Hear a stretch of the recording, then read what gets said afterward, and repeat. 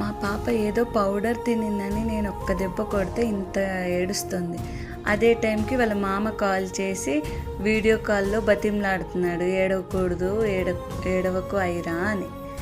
ఏంటో అమ్మ నాన్న తర్వాత మామ అంటే అందరికీ అదొక ఎమోషన్.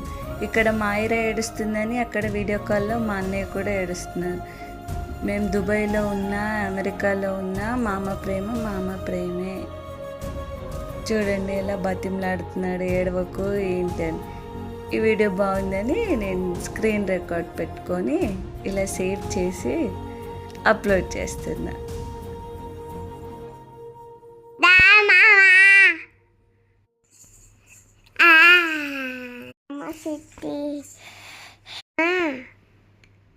సిట్టి